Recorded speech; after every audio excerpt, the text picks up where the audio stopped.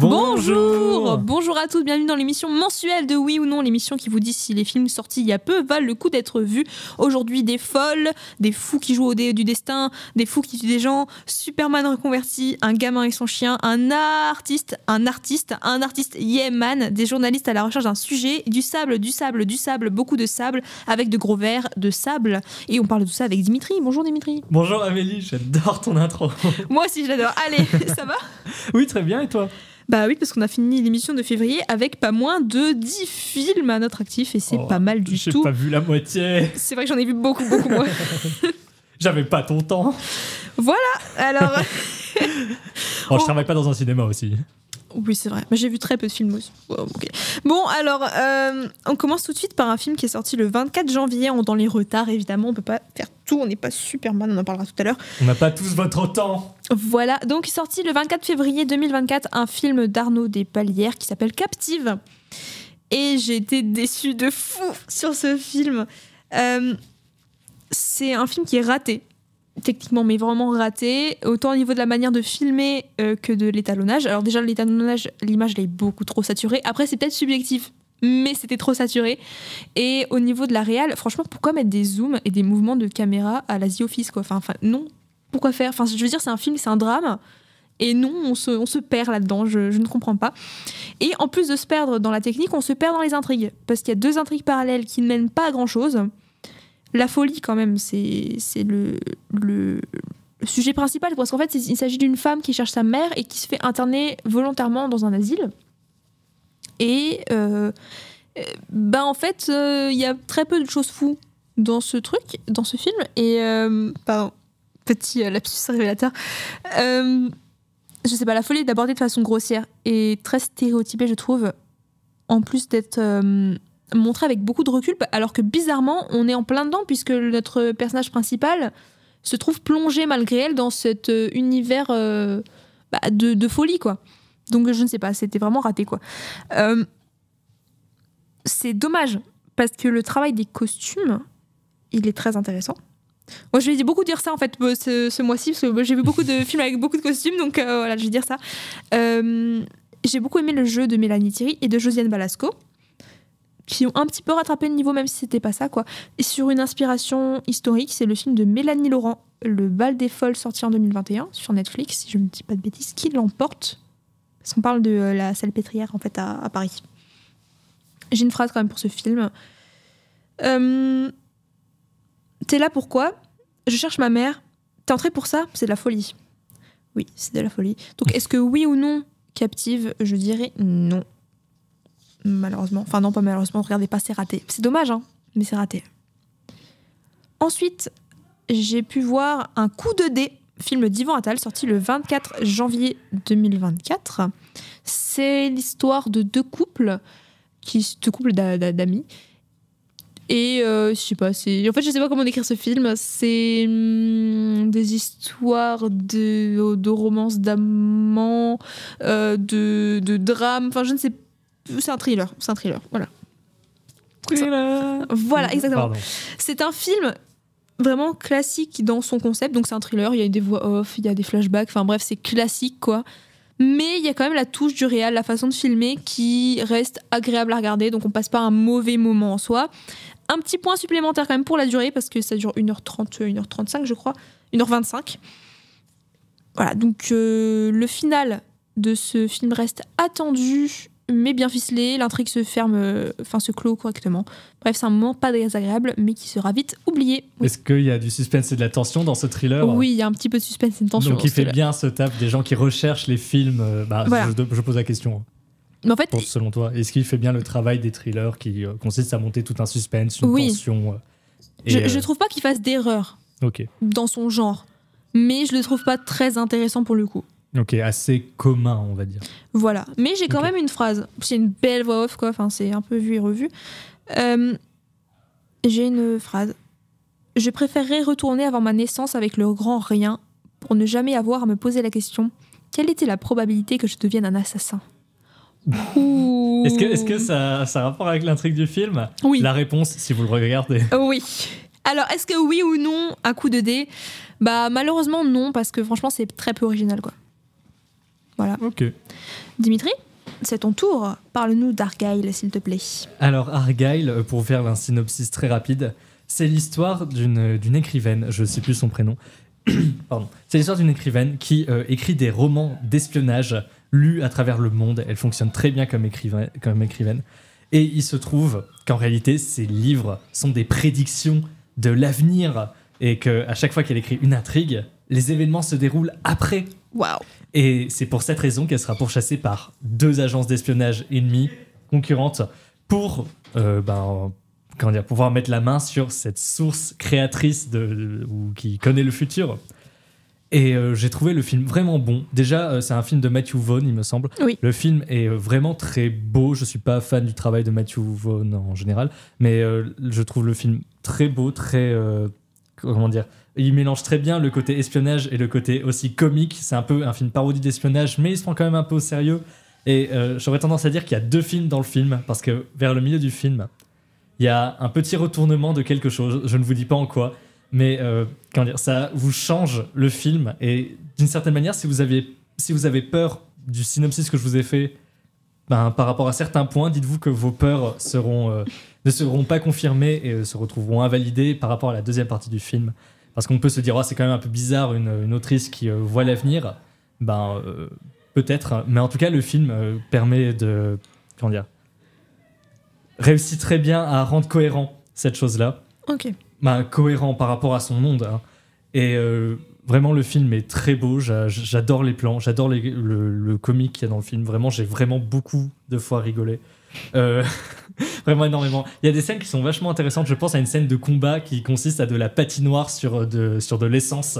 Et il y a toute une scène justement de baston où un des personnages, un des espions, patine sur l'essence et tue ses ennemis en faisant des pirouettes et des galipettes, en patinant avec des couteaux de lancer sous ses pieds. C'est vraiment des trucs bien, bien jolis et stylés pour un film d'action.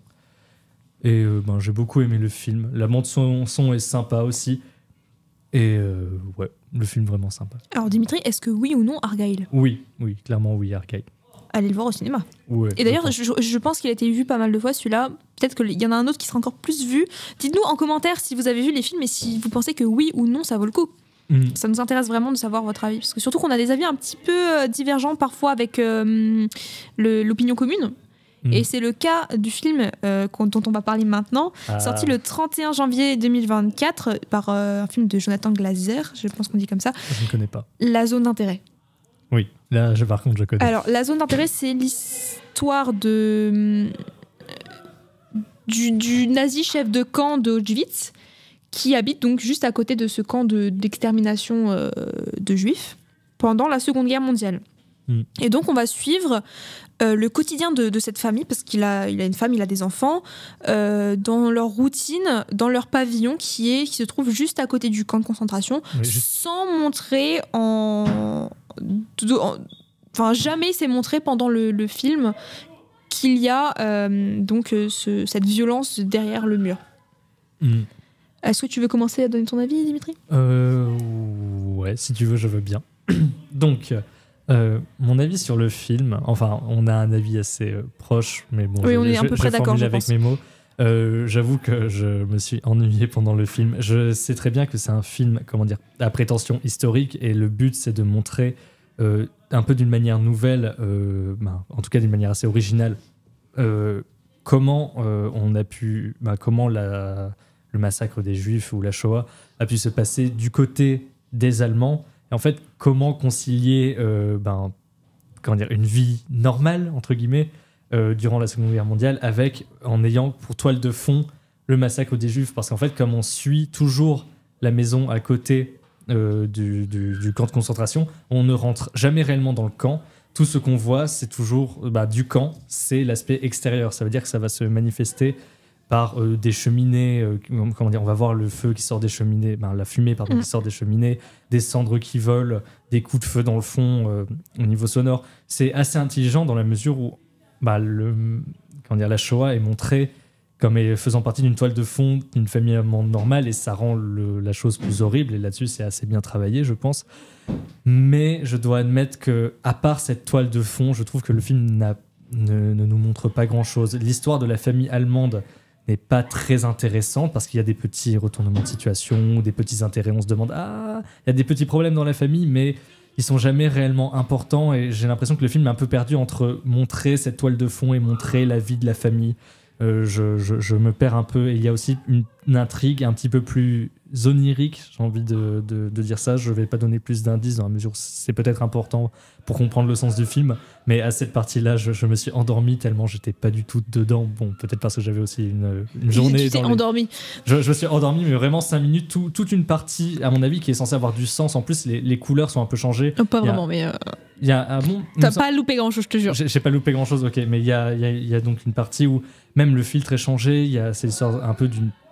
Non, je vais le dire rapidement, mais c'est la nuit, il y a une fille qui fait un rêve, une des filles de la famille qui fait un rêve. Je sais même pas si c'est un rêve, je pense que elle part, moi je suis pas sûre. J'aurais tendance à dire que c'est un rêve. Dites-nous. On n'est pas forcément d'accord par rapport à l'interprétation. Moi j'aurais dit que c'est un rêve, et justement les couleurs sont un peu changées dans la mesure où elle rêve, elle paraît un peu plus blanche dans la nuit, et en fait on la voit faire des choses. C'est filmé en infrarouge. Ok, ça j'ignorais par contre que c'était filmé en infrarouge. Et donc ça fait un peu la lumière, la lueur d'espoir dans la nuit, mais j'avoue que je suis peut-être passé à côté de l'importance de ces scènes, et je suis fatigué, elles m'ont fait dormir tellement j'étais pas du tout dans le film, et vraiment l'histoire de la famille ne m'intéresse pas du tout. J'étais un peu long, mais voilà quoi, belle toile de fond, mais la toile de fond s'harmonise pas vraiment avec l'histoire qui est au premier plan, et l'histoire au premier plan ne m'intéresse pas du tout. Voilà, Amélie, désolé, j'étais un peu long, mais toi, qu'as-tu pensé mais c'est pas mal, merci. Et toi, Amélie, du coup, qu'est-ce que tu as pensé de ce film ? À peu près la même chose que toi. J'ai trouvé la promesse très intéressante parce qu'on veut montrer la réalité des camps de concentration du point de vue d'un nazi. Donc déjà, ça, moi, j'ai trouvé vraiment intéressant de par l'implication que je pensais que ça allait apporter par rapport à nous, spectateurs. Les plans, techniquement intéressants. Je veux dire, c'est assez esthétique, c'est dans des couleurs pas très sombres comme on a l'habitude de voir sur ce genre de film un peu historique. C'est plutôt dans les tons pastels, bizarrement. Donc déjà là, on peut voir que le quotidien de cette famille, c'est un quotidien assez joyeux, assez léger, malgré donc cette violence qui se trouve juste derrière. C'est des plans qui sont très contemplatifs. Je veux dire, il n'y a pas de caméra épaule, c'est des plans fixes ou des plans sur des rails quoi, qui avancent doucement, qui sont de profil. Enfin, c'est des trucs très très contemplatifs. Et ça témoigne de l'horreur sans qu'on nous la montre, donc on ne peut que l'imaginer. Donc ce que tu disais tout à l'heure, avec les coups de feu qu'on entend sur les discussions lambda, les cendres, la fumée, etc.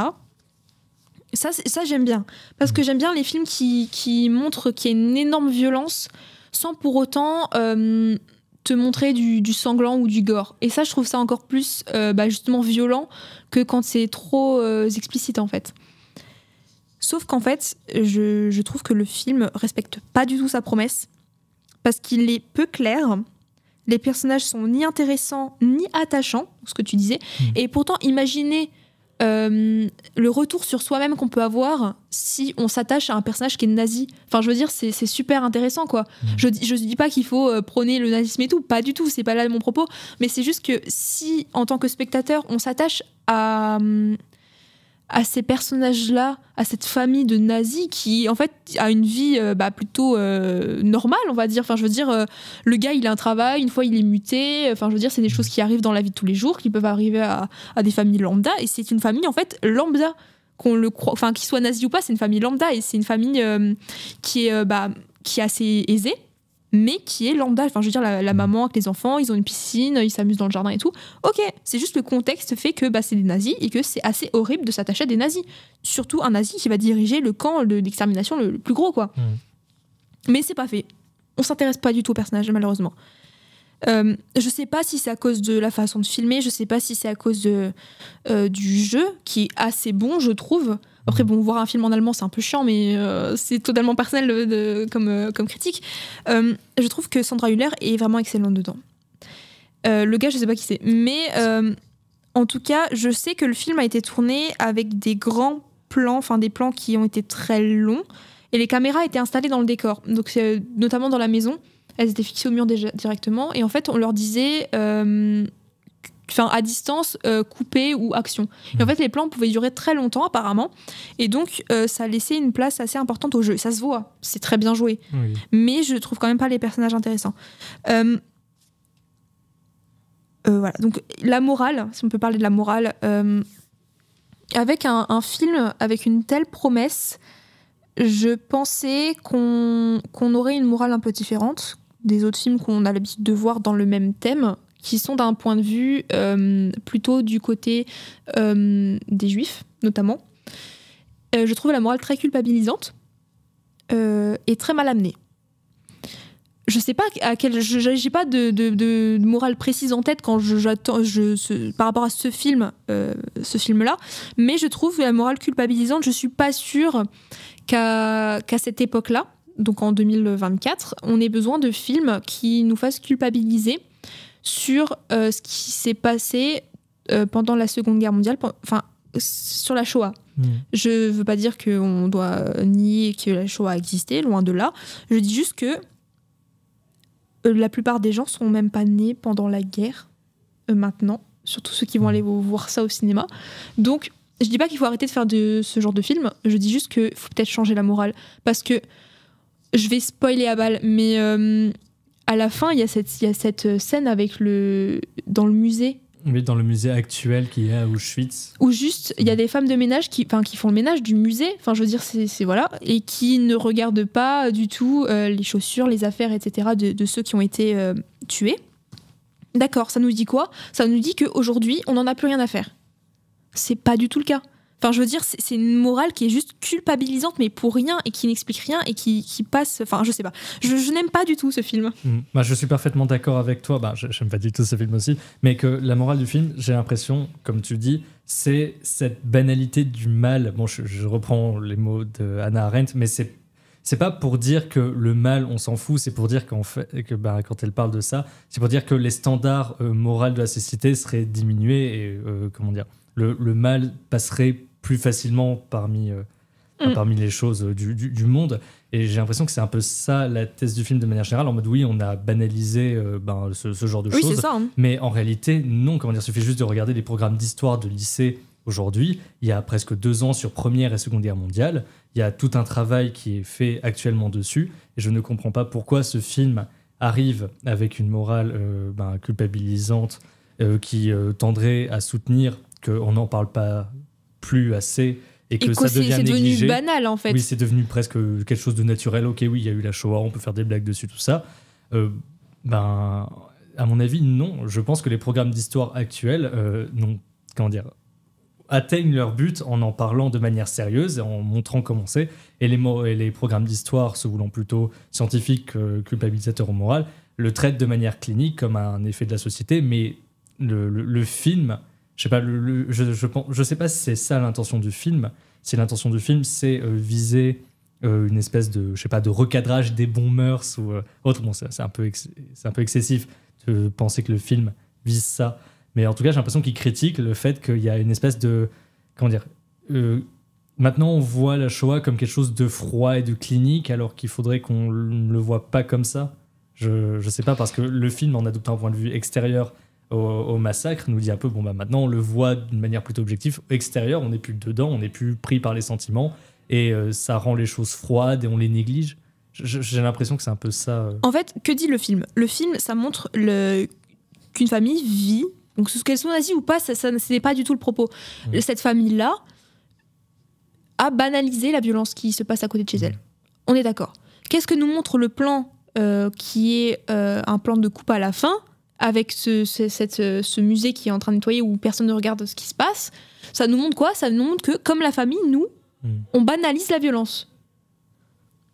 Et la violence de la Shoah, notamment. Je pense que c'est là-dessus que ça se passe. Ouais, je suis d'accord, ce n'est pas du tout le cas. Alors, les programmes d'histoire le montrent bien, et je pense que même par rapport à l'école, on en apprend plus et on en parle plus aujourd'hui qu'il y a 30 ans. Je connais pas les programmes d'il y a 30 ans, mais il me semble qu'on n'en parlait pas tant que ça, parce que c'était tabou. Il me semble que c'est en 94 ou peut-être 84, si je me trompe, de 10 ans que Chirac a reconnu, du coup non, ce serait 94, a reconnu la collaboration et des crimes de guerre français, de la collaboration française par rapport aux nazis On est en 2024, c'est 94, ça fait 30 ans, donc il y a 30 ans, on n'en parlait pas, ça venait juste de sortir parce que c'est une réalité Parce que c'était trop que récent. la France a eu du mal à accepter. Et qu'on l'a pas accepté tout de suite. C'était tabou. Donc, moi, je pense sincèrement que le film se trompe de public. Parce que c'est un film que c'est pas du tout grand public. Il y a peu de gens qui vont aller le voir. Et les gens qui vont aller le voir, c'est quoi comme public? C'est des gens qui sont très au courant de ce qui s'est passé. Et qui sont très au courant du sujet. Donc, qui n'ont pas besoin qu'on les culpabilise sur ce même sujet.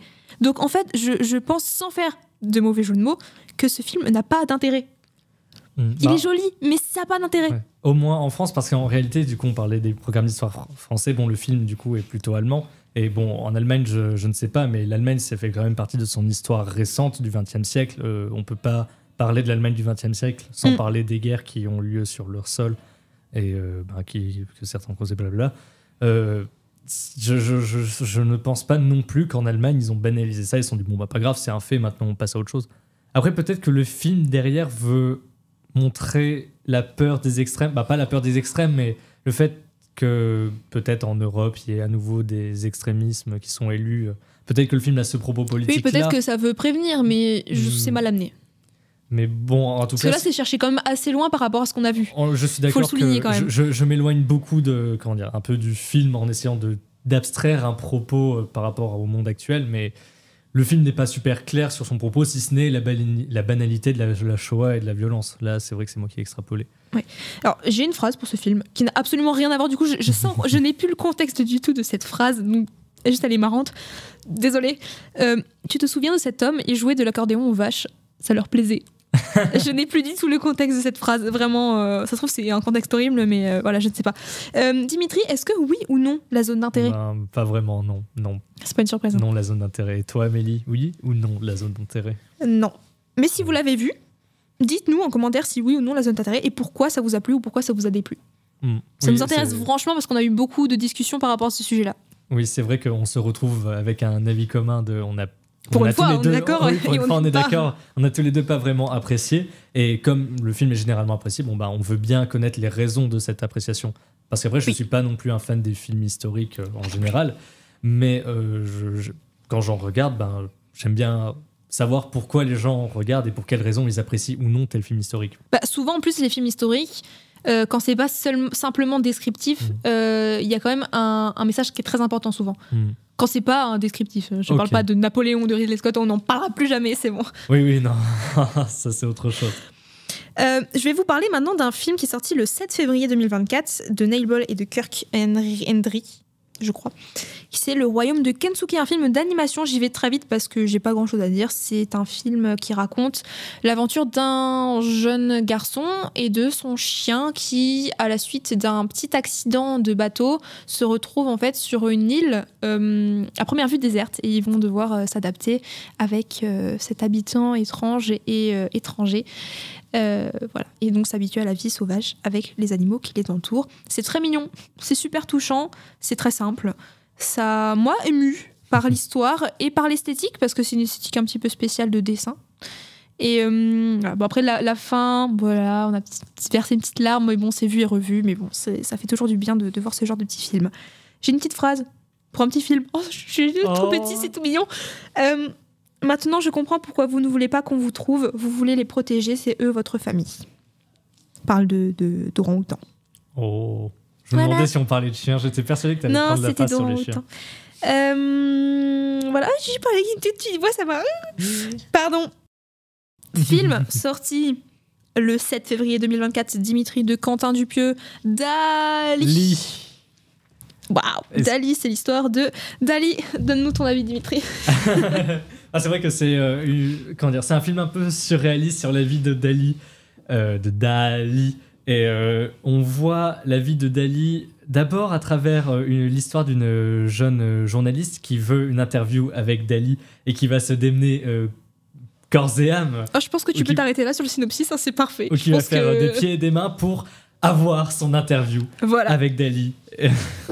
J'ai trouvé ce film excellent de A à Z. Je l'ai trouvé vraiment très drôle. Je suis pas un expert des plans, Amélie vous en parlera mieux, mais je trouve le film vraiment très intéressant au niveau de ses plans, notamment parce qu'il travaille un peu ce côté surréaliste du peintre Dali, celui qui a fait les montres molles, si jamais, pour que ça sonne des cloches au cas où. Ring a Bell en anglais. Oui. Parce que je crois que c'est sa peinture la plus connue. Et donc, le film a un peu, je pense, un travail des plans pour faire des choses surréalistes. Enfin, je laisserai Amélie en parler. Et vraiment, je trouve le film excellent. La musique aussi, elle fonctionne super bien. C'est un tout petit air répétitif, mais qui rentre très facilement en tête et qui dynamise bien tout ce côté un petit peu bouclesque, circulaire du film. Bouclesque, c'est pas mal. Bouclesque. Ça va bien avec le personnage. Oui, c'est vrai, ça va avec Dali.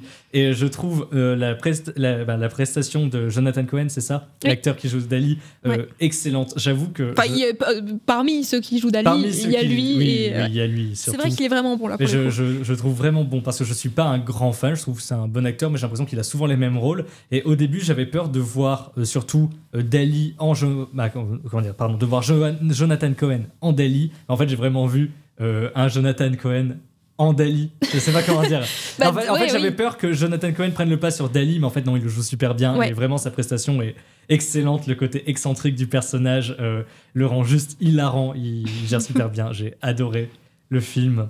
Et toi, Amélie, qu'en as-tu pensé ? Alors, c'est ton coup de cœur, en fait. Je pense que oui. Ah, ouais. Oui, c'est mon coup de cœur. Alors, Dimitri, tu parlais de la musique de ce film. Donc, c'est une boucle. Il y a vraiment que la même musique, probablement, sur tout le long. Et en fait, sache que la musique est faite par la moitié de Daft Punk. Alors, je sais pas quelle moitié, mais c'est la moitié de Daft Punk. Ok. Alors, c'est un film qui est absurde, qui est jouissif, qui est drôle, où le style de Dupieux, on le voit franchement beaucoup. Et ben en fait, ça va super bien avec la figure extravagante de Dali. J'ai envie de dire, ils se sont bien trouvés en fait les deux. Alors le film présente, il y a un peu quelques critiques sous-jacentes de l'univers de l'art des artistes. C'est intelligent, c'est pas too much, franchement, c'est juste marrant. Le film se suffit à lui-même et il s'agit simplement de profiter en fait et de se laisser toucher par sa légèreté et son humour, je trouve. Et gros avantage, il ne dure qu'1h20. Oui. Vraiment, c'est une pépite hilarante et qui ne prend pas trop de votre temps. C'est vraiment un film rentable, si on peut parler comme ça.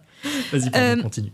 Tu parlais de plans. C'est vrai qu'en fait, dans les plans, on retrouve un peu l'univers de Dali. Je pense notamment à un plan qui est au tout début, donc je ne spoil pas. C'est un chant contre chant où on voit donc le personnage de la journaliste qui attend donc Dali pour son interview, et Dali arrive au bout du couloir. Et en fait, il arrive au bout du couloir, il marche, mais il marche beaucoup en fait. Et le couloir voilà. Il semble infini. Voilà, le couloir semble infini. Et il y a ce chant contre chant, c'est excellent. Il y a les Dali qui changent tout le temps en fait d'acteurs. C'est vraiment mais remarquable, je trouve. Fallait le faire. Ça a été fait. Je cherche pas forcément d'interprétation dans tout parce que c'est assez surréaliste en fait comme finalement ça ressemble beaucoup à du Dali et ça marche de ouf.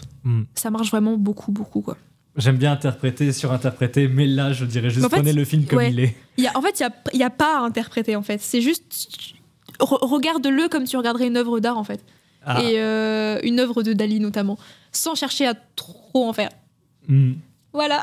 Après on peut chercher à voir où commence le cercle, mais bon après ça concernera une discussion entre vous et vos amis. Mais je suis même pas sûre qu'il y ait une réponse, tu vois, donc... pas forcément, juste pour le plaisir de la discussion sur un film marrant. Ouais, et j'ai une phrase que je sais que tu as adorée aussi.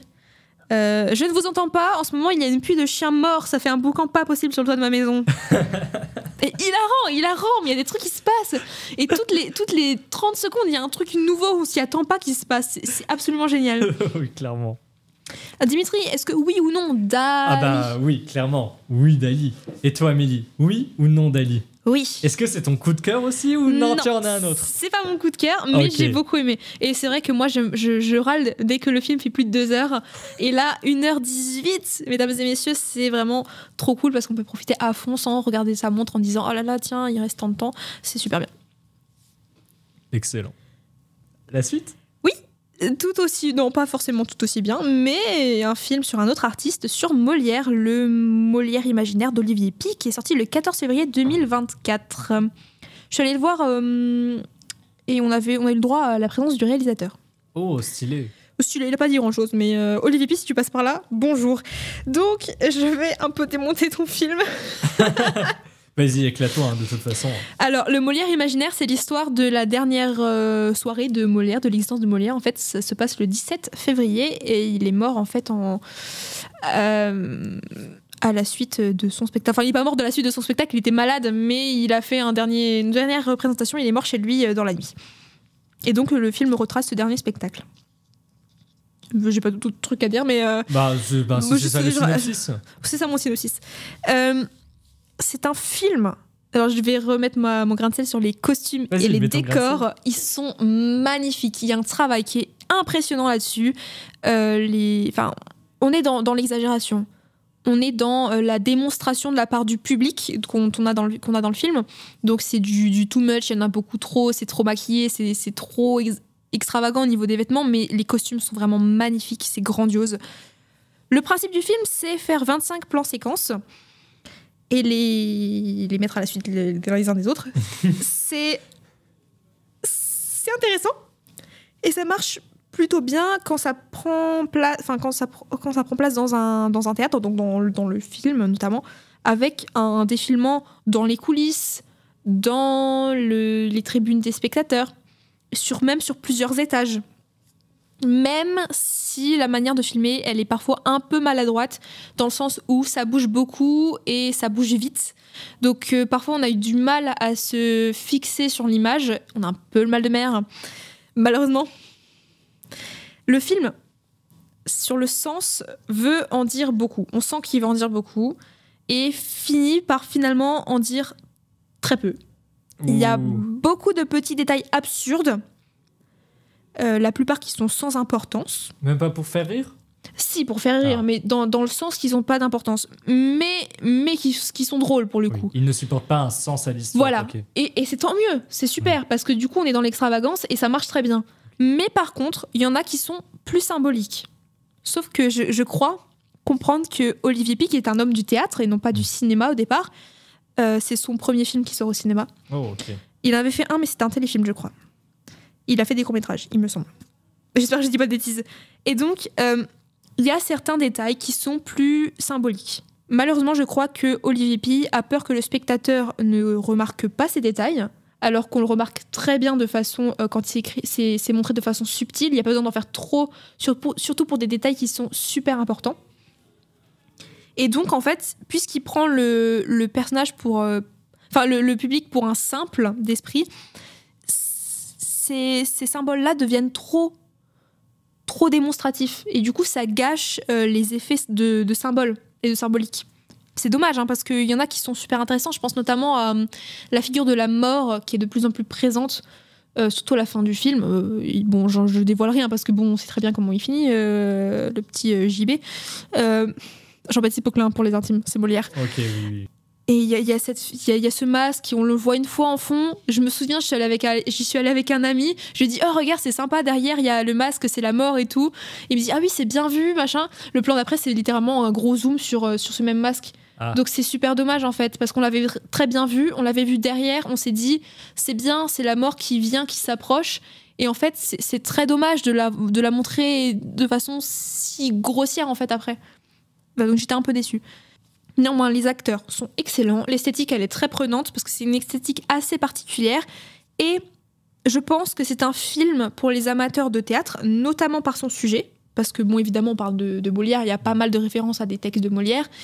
Et aussi par sa mise en scène, parce que c'est monté par je parle du théâtre là. C'est réalisé par un homme de théâtre et donc ça transparaît le théâtre, vraiment. Mais c'est pas mal, même si vous voulez une sorte d'initiation au théâtre, vous pouvez aller le voir. C'est quand même sympa à regarder. Alors, j'ai une phrase pour ce film, parce que j'ai des phrases pour tous les films. Oui, contrairement à moi, tu fais ton travail. Voilà. En fait, j'en ai deux. Oh, vas-y, une pour moi. Je me demande ce que sera ma vie sans le théâtre. La vie, tout simplement. Oh, quelle horreur. J'aime bien cette phrase de comédien. Ça, c'est celle d'Amélie. Voilà. Et moi, je prends l'autre. Oui, d'accord. Tu ris comme un damné. Oui, mais j'ai choisi mon enfer. Ouais, c'est ma phrase. J'aime bien. Bah voilà, c'est le cadeau. Merci beaucoup. Donc, est-ce que oui ou non, le Molière imaginaire? Je dis oui parce que en tant que comédienne, j'ai vraiment apprécié l'esthétique et je pense que c'est ce qui sauve le film. Ok, oui. Et aussi, on peut dire, comme c'est un premier film, il y a un effort. Et bon, peut-être qu'au niveau du symbolisme, il les rend trop présents. Mais au moins, le message. Il y a un effort qui est fait, et puis c'est un effort qui est quand même pas simple, parce que déjà, techniquement parlant, c'est des plans séquences. Oui, donc c'est quand même compliqué. Après, il fait ça avec des gens du théâtre. Il y a des gens de la comédie française. Ils ont l'habitude du théâtre. Donc les plans séquences, ça leur fait pas peur. Mais c'est techniquement parlant que ça pêche un petit peu, je trouve. Ouais, ok. En parlant d'un autre artiste, Bob Marley, One Love, 14 février de Reynaldo Marcus Green. Alors... Bob Marley, comment dire? Alors déjà, je suis pas très fan de Bob Marley. Enfin, je veux dire, j'aime bien la musique et tout. Je suis pas contre lui non plus, mais c'est pas non plus. Je connaissais pas trop de Bob Marley juste avant d'aller voir ce film. J'en connais beaucoup, pas beaucoup plus en fait. Ça veut dire que le film ne tient pas sa promesse de présenter la vie de Bob Marley? Alors en fait, c'est un biopic. En ce moment, il y a beaucoup de biopics. C'est une mode, je pense. Et ils sont pas tous bons. Et la plupart sont assez mauvais, à vrai dire. Enfin, je trouve. Bob Marley, One Love, c'est le film qui se base sur la période de Londres, en fait, de londonienne de Bob Marley, quand il va donc écrire son album Exodus, qui est, je crois, nommé meilleur album du XXe siècle, il me semble, par je ne sais quel magazine. Et donc, ça commence en Jamaïque, enfin, à l'exil de la Jamaïque parce que c'est trop dangereux, et donc on arrive à Londres. Et voilà à peu près pour le contexte historique de ce film. C'est pas trop mal fait de façon technique, les acteurs sont vraiment bons pour le coup. On souligne notamment que Kingsley Ben-Adir, donc celui qui joue Bob Marley, est bien plus crédible en Bob Marley que Rami Malek en Freddie Mercury. Hein, que voilà, c'est le moment de dire que je n'ai pas aimé Bohemian Rhapsody pour des raisons qui sont à peu près les mêmes qu'ici. Alors, l'écriture est peu travaillée. C'est-à-dire que le produit final, il est très lissé et marqué par l'emprise des proches du chanteur qui ont produit le film. Oh, un peu comme Bohemian Rhapsody, qui a été produit par nos deux chers membres du groupe Queen, donc Roger Taylor et Brian May, qui sont encore en vie, et donc qui passaient un peu sous silence le fait que Freddie Mercury avait une sexualité assez débridée quand même, et donc c'était clairement pas assumé par les deux autres du groupe. Donc c'est assez lissé.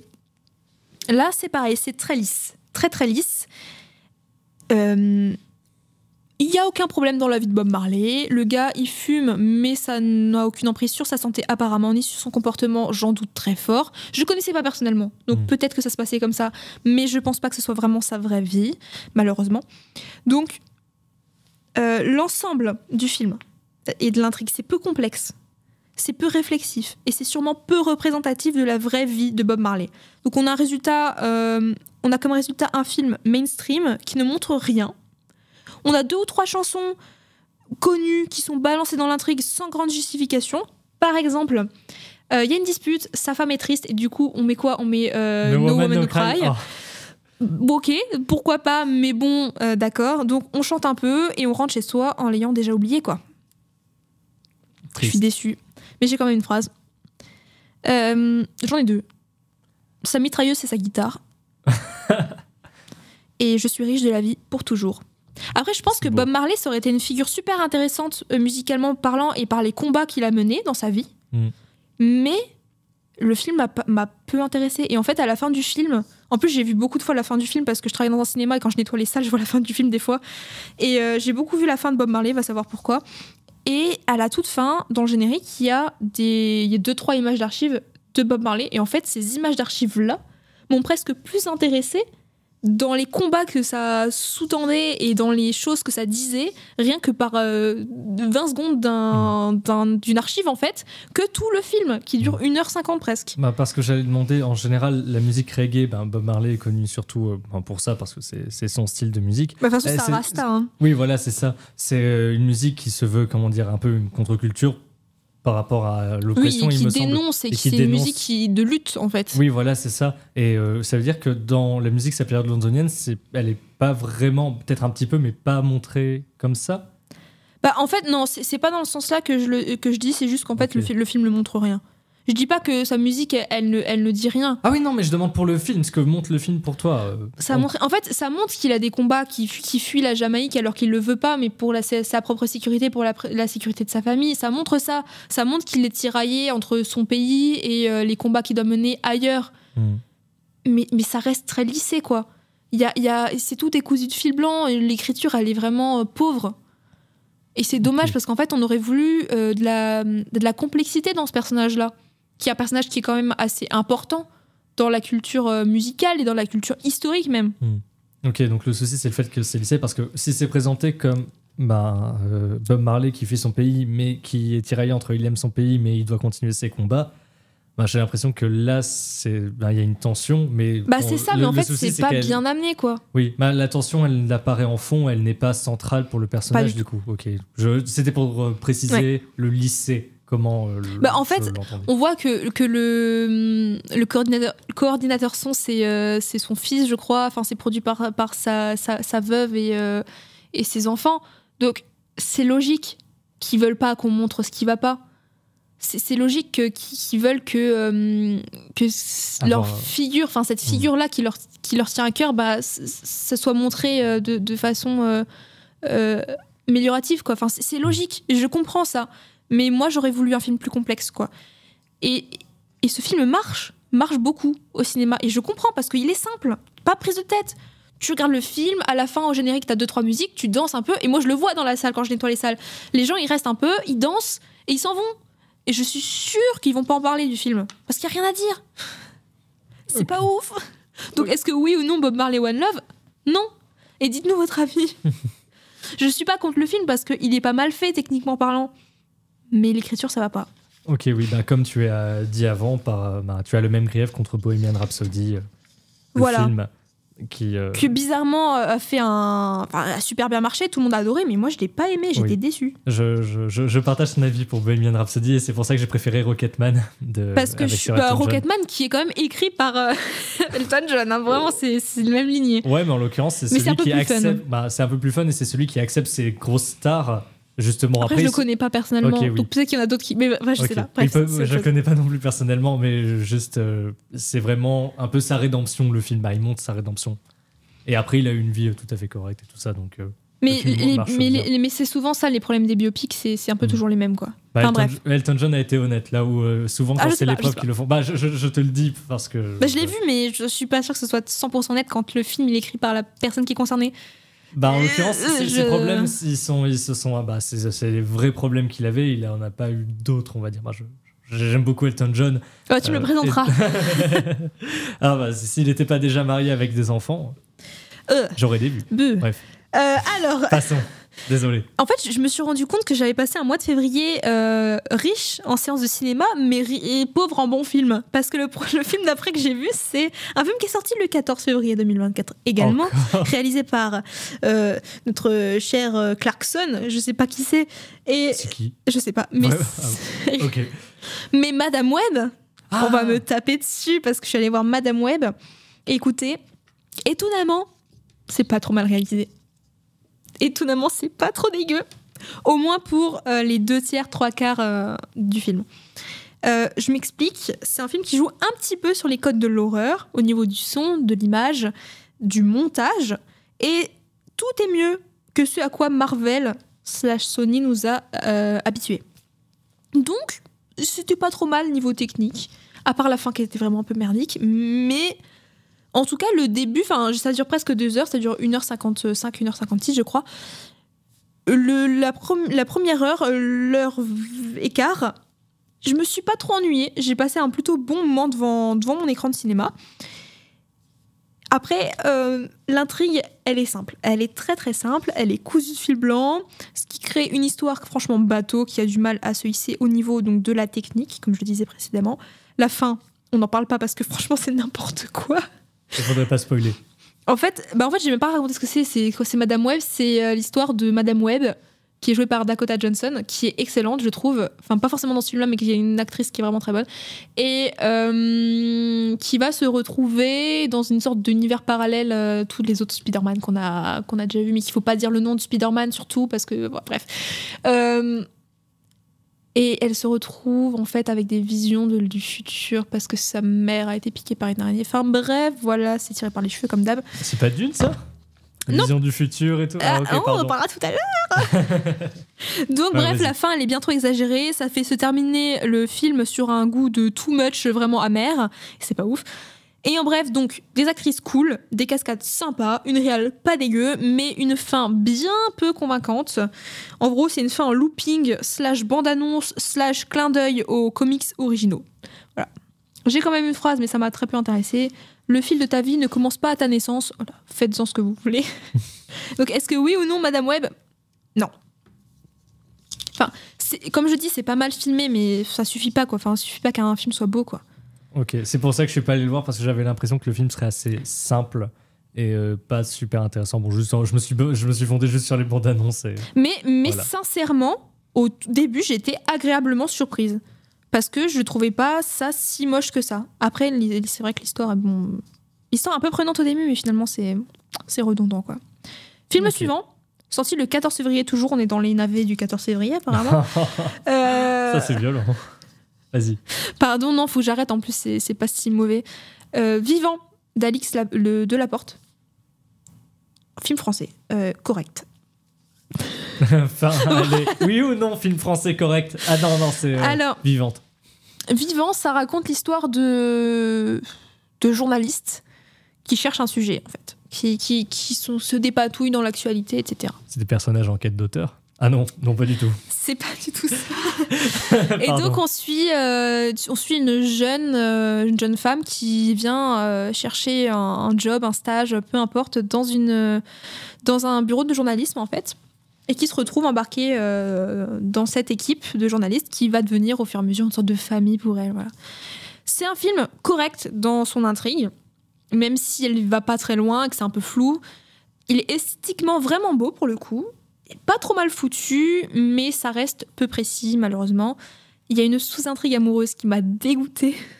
Elle est pas nécessaire, elle est mal amenée, et en plus, elle est dérangeante, parce qu'il y a une grande différence d'âge. Comment en 2024 on peut sortir un film comme ça, surtout qu'il n'y avait aucun intérêt à cette amourette, mais vraiment aucun. En bref, un film sympa, sans grande prise de tête, et sans trop d'erreurs non plus. J'ai une phrase. Il n'y a pas d'erreur. En fait, il est bien fait. Il est vraiment joli pour le coup. Mais non, ce que j'adorais, mais c'est pas précis. Ce que j'adorais, c'est le contraste. Comment en 2024 on peut sortir un film comme ça? Tout va bien, un film correct. Non, mais je comprends bien que c'est une partie du grief, mais tu peux pas. En fait, je peux pas fonder tout mon propos sur juste cette intrigue amoureuse qui finalement est nulle et sert à rien. Donc en fait, vu que ça sert à rien, je peux me focaliser sur autre chose, quoi. Oui, je comprends. Et pour le coup, le reste est pas trop mal.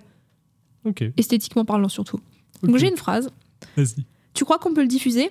Pourquoi on pourrait pas le diffuser ? Aujourd'hui, plus personne ne veut voir la mort. En fait, ça dit beaucoup de choses quand même sur le journalisme, quand même. Surtout le journalisme de reportage, parce que ça, là, c'est du reportage qu'ils font. Et ça en dit pas mal. Surtout, ça expose beaucoup. Et ça juge pas. Donc ça, moi, j'aime bien quand il y a les films qui nous laissent faire nos propres jugements sur ce qu'ils nous proposent. Donc ça, c'est un point positif aussi. Ok. Voilà. Est-ce que oui ou non, Vivant ? Oui ou non, film français correct ? Je dirais oui, parce que esthétiquement, il est vraiment pas mal quand même. Et puis, il dure pas longtemps. Donc, au pire, c'est un peu oubliable, mais en vrai, ça se regarde. Ok. C'est un peu violent de dire ça, mais bon, bref. Ok, donc oui, film français correct. Voilà. Dimitri !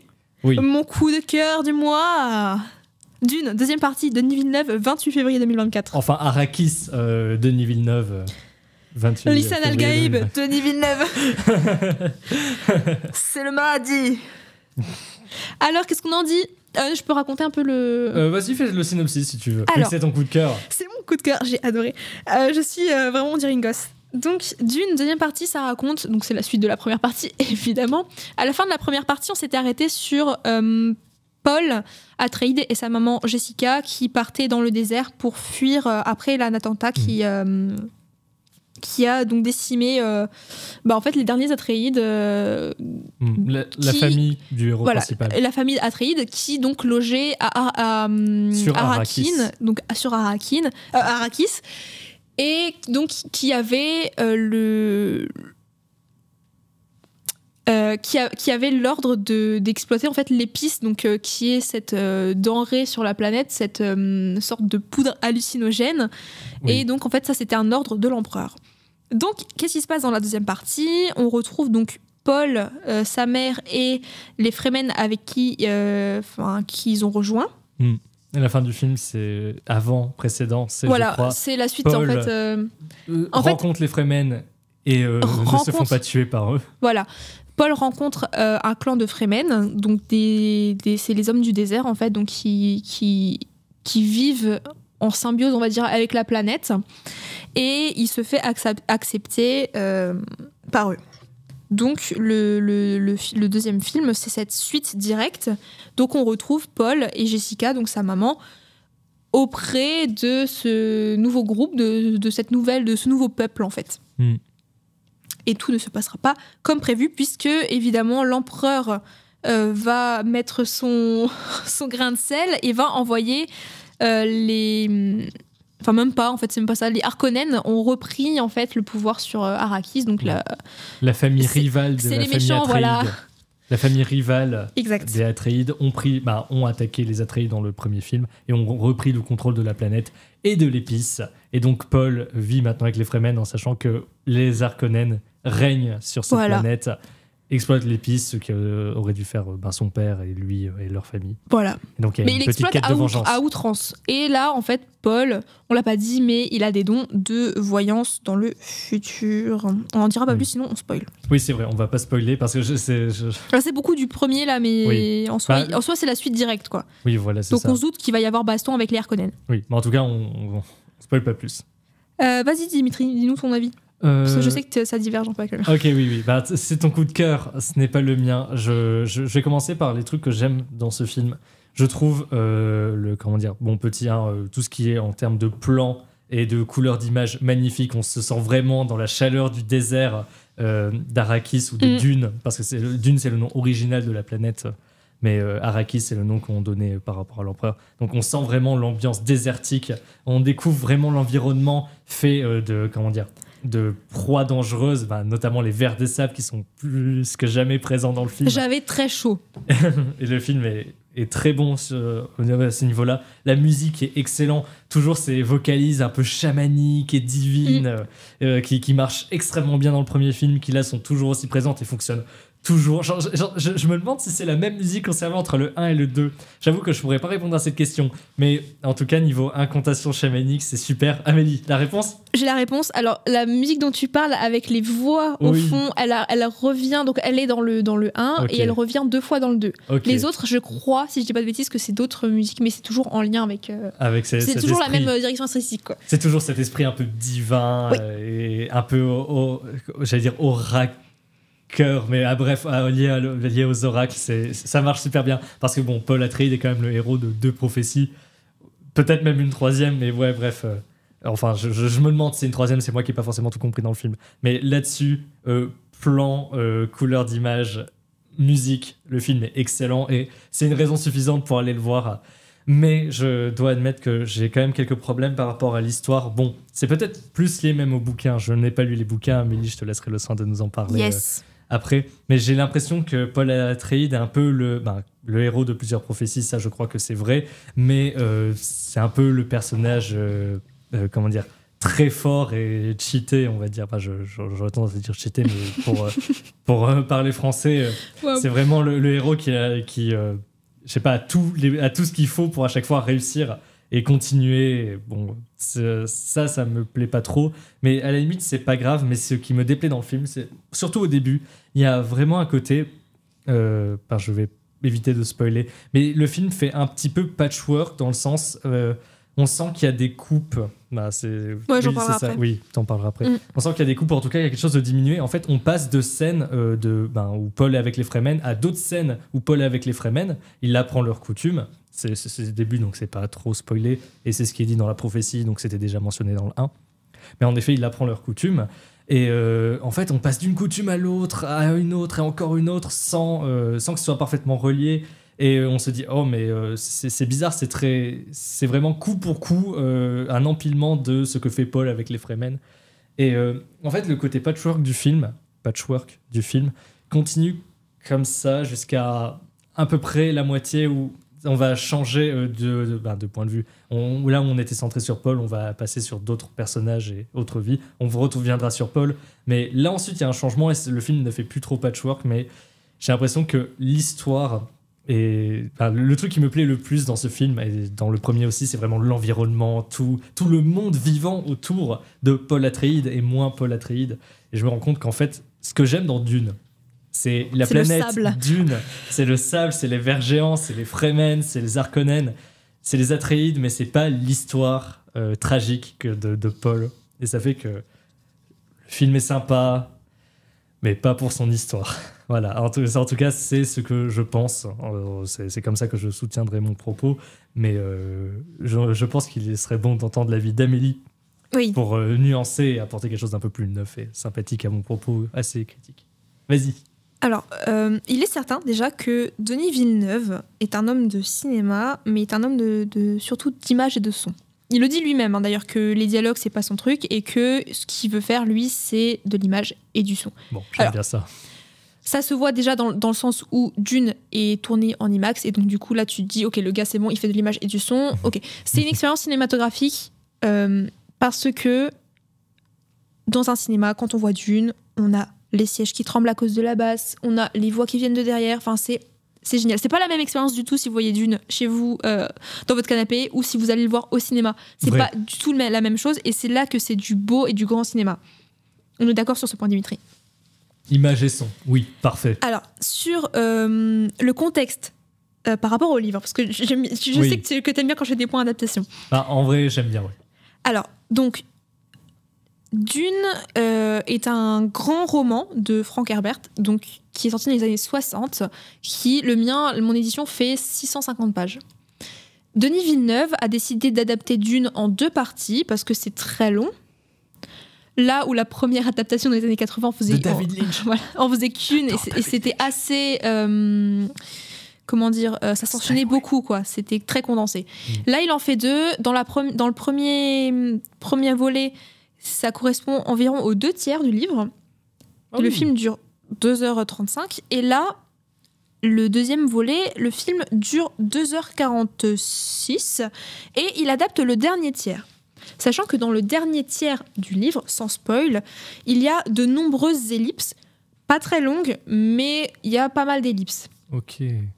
Villeneuve, là où dans le premier volet, c'était une adaptation presque parfaite, donc des 2 premiers tiers de Dune, à quelques exceptions près, cette deuxième partie prend un peu plus de liberté avec l'œuvre originale, mais on va dire, c'est judicieux. Parce que donc le livre date des années 60 déjà, donc par rapport au personnage, il va amener une dimension un peu plus religieuse, fanatique dans le film que dans le livre. Pareil, la place de la femme notamment. Donc en fait, il y a tous ces questionnements-là qui sont plus contemporains. Et ça, c'est vraiment pas mal pour le coup parce que j'avais un peu peur de ce qu'il allait faire. Mais franchement, c'est judicieux. Et ça rend compte du coup de problématiques contemporaines. Tu dis qu'il y a plusieurs prophéties. Personnellement, je trouve que le film fait en sorte qu'on comprenne que le Lisan al-Gaïb des Fremen, donc qui correspond à Paul, en fait, c'est le Kwisatz Haderach des Bene Gesserit. C'est à peu près la même chose en fait. C'est un peu comme si c'était des religions différentes, mais qui avaient le même prophète en fait. Ok, oui. C'est pour ça le héros de 2 prophéties, mais les 2 prophéties sont semblables, oui. Voilà. Après, il y a aussi toute une histoire que ce serait les Bene Gesserit. Regardez le film pour comprendre c'est quoi, qui aurait fait en sorte que la prophétie du Lisan al-Gaïb serait dans le peuple Fremen, genre ce serait la cause de cette prophétie serait les Bene Gesserit parce qu'ils manipulent les gens en fait on le sait dès le début ces femmes-là sont déjà appelées les sorcières et on le sait qu'elles gouvernent un peu dans l'ombre. Ensuite par rapport à un autre point que tu as fait sur Paul et Paul comment dire Muad'Dib si tu veux. Muad'Dib, Usul, Paul Atreides, Lisan al-Gaïb, enfin bref, il a plein de noms. Kwisatz Haderach. Aussi. Je sais pas si je dis bien. Bref. Timothée Chalamet. Pour les intimes. Donc Timothée. Comment c'était quoi ton point? C'était qu'il était cheaté. Oui. C'est ça. Je trouve pas. En fait, je trouve qu'il est moins cheaté dans le film que dans le livre, et je te raconterai, il y a un personnage encore plus cheaté dans le livre, je te raconterai tout à l'heure pour pas spoiler parce que c'est du spoil sinon. Ok. Je trouve que c'est plutôt bien amené parce que justement il va moins utiliser son don de voyance dans ce film. il l'utilise. Je prends quand même le film de façon indépendante du livre, hein, je le garde un peu dans le coin de ma tête, mais c'est juste pour comparer. Le film se tient de lui-même. Et donc, il va utiliser son don de voyance, mais je trouve qu'il l'utilise quand même de façon... avec parcimonie. Et il va utiliser son aura plutôt pour... notamment avec ce fanatisme religieux, en fait, il va jouer là-dessus, mais ça sera plutôt dans des termes de politique ou de manipulation des foules, quoi. Et c'est pas mal amené aussi, je trouve. Moi, c'est Jessica qui m'a tendu un peu, sans spoil, elle m'a tendu quand même grave. Moi aussi, je l'ai pas énormément apprécié, elle m'a tendu. Et est-ce que je peux rajouter quelque chose à une critique de Paul, puisqu'on parlait de lui, je viens d'y penser. J'ai aussi l'impression que Paul... je voudrais pas spoiler, mais en fait, dans le film, je trouve pas clair ses intentions politiques. Voilà, sans spoiler, je trouve que le personnage n'est pas clair entre ce qu'il pense et ce qu'il fait à la fin rend ce qu'il pensait clair, en fait. Mais au milieu, quand on suit le film, on ne sait pas ce que Paul compte faire et tout ça. Après, c'est peut-être parfaitement volontaire, mais j'avoue que j'étais un peu perdu parce que je pensais que le film voulait me faire comprendre par certains passages ce que Paul souhaitait, mais qu'en même temps, le film me perdait dans ce que Paul souhaitait réellement. Moi, justement, ce point-là, je comprends que ça peut se perdre un peu le spectateur, mais c'est très bien amené. Ok. Et c'est une bonne adaptation, je trouve. C'est aussi dans le livre le fait, comment dire, la difficulté à comprendre. Cette ambivalence, en fait, de personnages qu'on a déjà dans le 1, par rapport à Paul et à ce qui se passe, elle est bien montrée. Et en plus, il faut garder à l'esprit quand même que Denis Villeneuve veut faire un 3e. Il veut faire une trilogie. Il veut adapter le tome 2 encore. Donc, je pense que vu la fin de Dune 2, ça va nous amener un personnage relativement différent de Paul dans le 3. Ok, je pense qui est plutôt bien amené du coup, si tu prends en considération qu'il y a une suite. Oui, ok, là je comprends mieux. Dans ce cas-là, il y a vraiment une évolution de personnage. En tout cas, elle peut s'entrevoir. Voilà. Elle peut s'entrevoir. C'est pas un film fermé, ok. Après, au niveau du patchwork, comme tu disais, je suis d'accord. Alors, je suis d'accord dans deux sens. Déjà, au début, à la fin de la première heure, au début de la deuxième heure, il y a une sorte d'enchaînement de scènes, donc tu disais quand il était chez les Fremen, qui sont toutes intéressantes, qui sont toutes sympathiques, qui sont toutes amusantes presque même. Je suis fan de ces scènes, je trouve triste qu'elles prennent pas plus de temps. Mais en fait, qui sont... Moi, j'ai dit, il y a tailladage parce que ça se voit. J'ai dit à mes potes, mais non, c'est pas possible, il a tailladé la scène, ça va pas du tout. En fait, ça se voit qu'il aurait pu avoir une version longue et qu'il a dû couper dans les scènes qui sont moins importantes pour l'intrigue pour pouvoir entrer dans le timecode. Ça se voit. Et on sait très bien avec Denis Villeneuve qu'on n'aura pas de version longue, donc je suis un peu dégoûtée. Parce qu'il fait pas de version longue en fait. Et c'est vrai que c'est un peu dommage. Donc ça, je suis d'accord avec toi dans ce sens-là. Et dans l'autre sens, je pense que tu dis ça parce qu'à un moment, vers la moitié du film, on a tout un moment où on ne voit plus du tout les Fremen et qu'on passe sur... Oui, sur les Harkonnen. Voilà. Moi, ça ne me dérangeait pas. Je parlais surtout sur le premier côté patchwork. Mais c'est vrai que... Avec Fedrota, et du coup, t'es là en mode, ok, mais il est où l'autre et tout. Et ça dure longtemps en fait. Je m'en suis rendu compte que ça durait quand même une vingtaine de minutes et qu'on voyait plus du tout l'autre. Et ça fait partie un peu des moyens, je pense, que Denis Villeneuve a mis en place pour, on va dire, éviter les ellipses qu'il y avait dans le roman. Parce que la fin est relativement la même, en fait. Et c'est normal, parce que sinon, tu peux pas continuer, je pense, à faire un 3e si tu gardes pas à peu près les bases que le livre te donne, enfin, que l'histoire originelle te donne. Et du coup, vu qu'il y a pas mal d'ellipses, il a dû condenser, parce qu'il n'y a pas d'ellipses en fait. Enfin, je veux dire, il y a du temps qui se passe, mais il n'y a pas d'ellipses. Oui. Et donc, du coup, il a dû faire en sorte que ça rentre dans le timecode. Enfin, dans le timecode de l'histoire en général. Donc, c'est vrai je trouve ça un petit peu maladroit, on va dire, la première heure, quoi, de cette façon-là. Mais j'ai bien aimé quand même. Donc, je reprends mon propos, pour résumer. Il y a des choix judicieux par rapport à des choix d'adaptation. Ce qu'ils ne pouvaient pas faire autrement, de toute façon. Donc, je trouve que c'est les meilleurs choix qui auraient pu être faits. Notamment sur certains personnages qui sont dans le livre. Enfin, surtout un qui est dans le livre et qui n'est pas là, mais heureusement, parce que c'est le personnage le plus cheaté de l'histoire de la science-fiction. Une cata. Villeneuve sait ce qu'il fait. Et il le fait très bien. Les images, elles sont vraiment magnifiques. Ça, on est vraiment d'accord. Le son, il est super beau aussi. Oui, voilà. Images et son. Exact. Donc... Petit bémol sur le tailladage de plan. Mais voilà, les images, le son, les effets spéciaux, le travail impressionnant des acteurs quand même. Alors déjà, le casting, il est quand même super impressionnant. Et puis, ils passent la moitié de leur temps à parler une langue qui n'est pas la leur. Donc franchement, c'est quand même assez impressionnant. Je pense à une scène, pas de spoil, sans contexte, vous comprendrez rien, où Timothée Chalamet va va faire un discours dans une autre langue à tout un ensemble énorme de personnes. Et là, je trouve cette scène très impressionnante. Oui, je suis d'accord. J'imagine que en vrai, ça a dû baigner. Il y a eu des besoins de linguistes pour aider à travailler la langue. Mais c'est très impressionnant. Et donc, je pense sincèrement que cette seconde partie de Dune a tout d'une véritable et très bonne expérience cinématographique. Je suis d'accord. Bon, ce sera pas mon coup de cœur à cause du côté patchwork. Oui. Et comme je l'ai dit, du coup, pour vite fait résumer mes points à moi, musique, son excellent, ça, on est d'accord. Le seul truc, c'est le côté un peu patchwork. Je trouve qu'il manque des scènes, sachant. Et comme je préfère plus l'environnement de Dune que l'histoire, j'avoue que Paul Atreides, je m'en fous un peu. Je suis plus intéressé par l'histoire des Fremen et la géopolitique du monde que Paul Atreides. Après, ce qui est intéressant quand même dans cette histoire-là, c'est que Paul Atreides a beau être l'élu, a beau être le Lisan al-Gaïb, peu importe le nom que vous lui donnez, en fait, il n'est pas si présent que ça.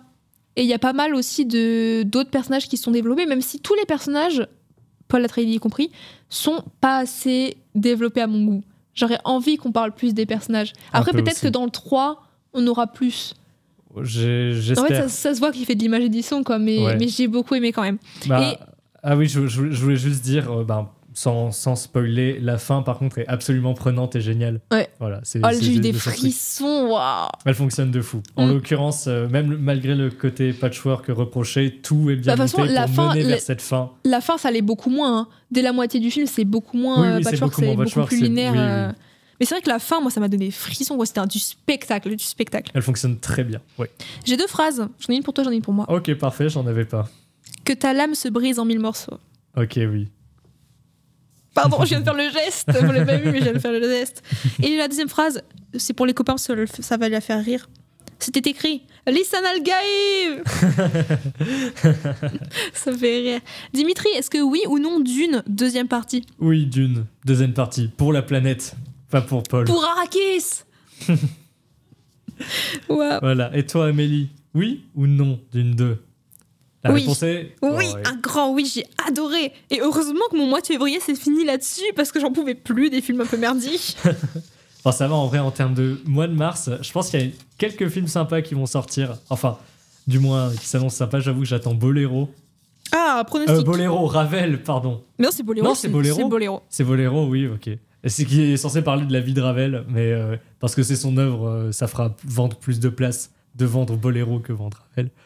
Ouais. Après, Madame de Sévigné, je crois qu'elle est sortie fin février. C'est sorti, ouais, il faut qu'on aille le voir. Mais qu'on n'a pas regardé pour ce mois de février. C'est vrai, on ira le voir. Et mince, j'en avais un autre, mais là je l'ai plus. Si toi, qu'est-ce que tu attends Eh bien moi, en mars, je sais pas, j'ai pas trop regardé, j'avoue, les sorties, j'ai pas trop eu le temps. Et je sais qu'il y a des films d'horreur qui sortent, et je sais qu'il y a Kung Fu Panda 4 qui sort fin mars. Kung Fu Panda 4. Voilà. Oh, coup de cœur déjà à l'avance, hein, parce que les Kung Fu Panda, à chaque fois, on se dit mais comment ils vont pouvoir continuer avec une histoire de taré. On regarde les trailers, on se dit c'est une histoire de taré, ça va être nul. On regarde le film, on se rend compte que le film est excellent. Ça m'a fait ça pour 2 Kung Fu Panda, je pense que ça va faire ça pour le 3e. Enfin, le 4e, pardon. Mais pour le 3e film après le premier, parce que le premier, j'étais déjà né.